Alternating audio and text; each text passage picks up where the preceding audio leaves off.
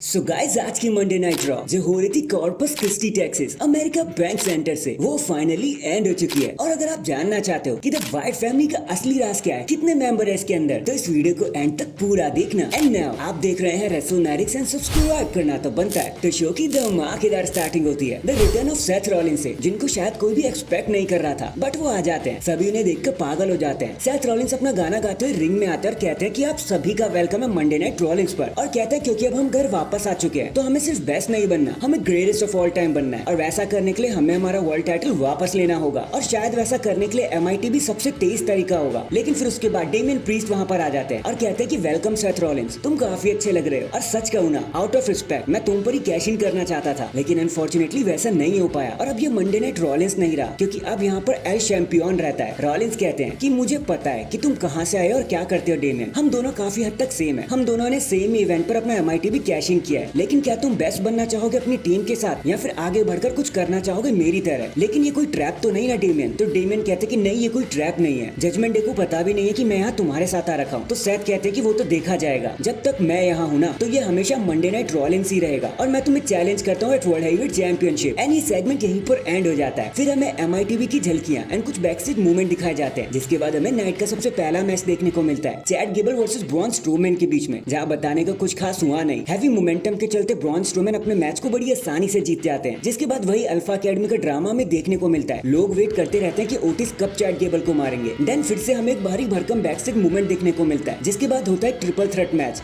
MITV qualifier के लिए, Iyo Sky versus Kiana James versus Zelina Vega. अब quality wise ये मैच काफी अच्छा था, सबको पसंद आया, बट पता नहीं क्यों लिव मॉर्गन इस मैच में आ जाती है। उनका क्या ही लेना था, और ज़ेलिना वेगा को वो डिस्ट्रैक्ट करने लगती है। और इसी डिस्ट्रैक्शन का फायदा मिल जाता है इयो स्काई को, और अपना एक मूनसॉल्ट लगाकर वो MITV के लिए आगे क्वालिफाई हो जाती है। नेक्स्ट हमें सैमी ज़ेन देखने को मिलते हैं, जो अपना फ्यूचर एड्रेस करने वाले होते हैं और कहते हैं कि देखो अब आगे क्या करने वाला हूँ मैं पहले से ही क्लैश एट द कासल से आगे बढ़ चुका हूँ, उसे हम पीछे छोड़ चुके हैं। तो अब मैं रेडी हूँ किसी से भी अपना टाइटल डिफेंड करने के लिए। बस इतना सुनते ही वहाँ पे ब्रॉन ब्रीकर आ जाते हैं। लेकिन ज़ेन कहते हैं कि तुम सिर्फ यहाँ पे मुझे इंटरप्ट करने आया या फिर कुछ करोगे भी? तो ब्रॉन कहते हैं कि मुझे कुछ बताने कहने की जरूरत ही नहीं है, तुम खुद और पूरी दुनिया जानते हैं कि मैं क्या कर सकता हूँ, मैं तो यहाँ पे बस तेरे टाइटल लेने आया हूँ। जिसके बाद शेमस भी वहाँ आ जाते हैं एंड शेमस कहते हैं कि देखो सैमी, मैं इस IC टाइटल के पीछे न जाने कब से भाग रहा हूँ, और अगर तुम्हें कोई चैलेंजर चाहिए तो वो तुम्हारे सामने खड़ा हुआ है। बट ब्रॉन कहते हैं कि भाई ऐसे एक्ट मत करो जैसे मैं यहाँ खड़ा ही नहीं हुआ, तुम बहुत कुछ नहीं जीते शेमस, तो कहाँ तक भागते रहोगे? और तुम्हें पता है ना तब क्या होता है जब ब्रॉन किसी के साथ रिंग में खड़ा होता है। तो ज़ेन कहते हैं कि भाई शांति रखो, मैं एडम पीयर्स से जाके बात करता हूँ, क्योंकि फैंस यहाँ पे बातें सुनने के लिए नहीं आए, वो हमें लड़ते हुए देखना चाहते हैं। जिसके बाद शेमस एंड ब्रॉन एक दूसरे को घूरते रहते हैं। इसके बाद फिर से हमें एक भारी भरकम बैकस्टेज मूवमेंट दिखाया जाता है, जो हमें लेकर चलता है हमारे नेक्स्ट मैच की तरफ। ड्रैगन ली वर्सेस कार्लिटो के बीच में एक सिंगल्स मैच था। वो यहाँ बताने के लिए कुछ ज्यादा खास हुआ नहीं, क्योंकि पहले लिव मॉर्गन यहाँ पर दोबारा से आ जाती है और डॉम डॉम को सीड्यूस करने लगती है। जिसके बाद ज़ेलिना वेगा आकर अटैक कर देती है लिव मॉर्गन के ऊपर कि तूने मुझे मैच कैसे हरवा दिया। जिस हेजिटेशन की वजह से एज मिल जाता है कार्लिटो को, और वो बैक स्टैबर लगा के अपने मैच को बड़ी आसानी से जीत जाते हैं। एंड फिर हमें एक क्लैश एट द कासल का रिकैप दिखाया जाता है, जिसके बाद हमें ड्रू मैकिंटायर देखने को मिलते हैं, जो गुस्से से रिंग की तरफ आते हैं और कुछ बोलने की कोशिश करते हैं, लेकिन कहते हैं कि बस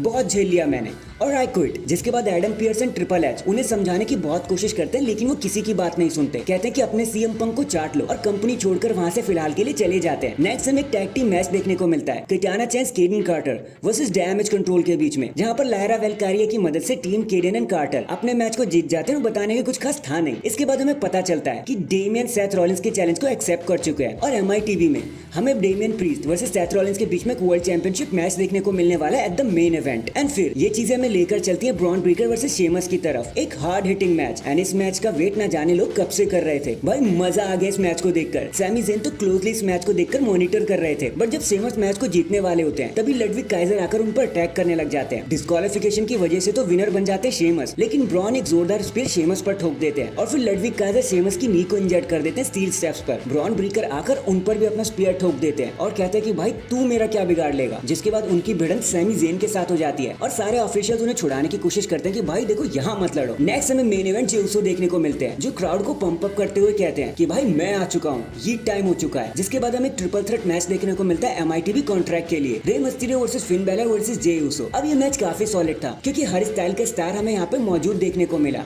एक फास्ट पेस एक्शन हो रखा था ये पूरा, लेकिन जब चीजें आगे बढ़ने वाली होती हैं तो judgment day and Dominik Mysterio आकर चीजों को खराब करने लगते हैं, रे मिस्टीरियो को हराने लगते हैं। लेकिन तभी वहाँ पर ब्रॉन स्ट्रोमैन आ जाते हैं, जो अकेले पूरी जजमेंट डे को वहाँ से खदेड़ देते हैं, जिसका फायदा जे उसो को मिलता है, और वो एक स्प्लैश लगा के मैच को जीत जाते हैं और हमारी टीवी के लिए क्वालिफाई हो जाते हैं। फैंस के साथ सेलिब्रेट करने लगते हैं, लेकिन जब सबको लगता है कि सब खत्म हो चुका है तो लाइट्स ऑफ हो जाती है और हमें नजर आता है कि भाई कोई आने वाला है। हर जगह शॉर्ट सर्किट होने लग जाता है। देखने को मिलता है the arrival of the white family and dang. इसी डर के माहौल के साथ हमारी आज की मंडे नाइट रॉ यहीं पर खत्म हो जाती है। वैसे आपका आज के शो के बारे में क्या कहना था कमेंट करके जरूर बताना। एंड चैनल पर नया है तो चैनल को जल्दी से लाइक एंड सब्सक्राइब कर दो। बाकी मैं मिलता हूँ आपसे किसी और अपडेट के साथ। तब तक के लिए अपना ख्याल रखें और खुश रहें।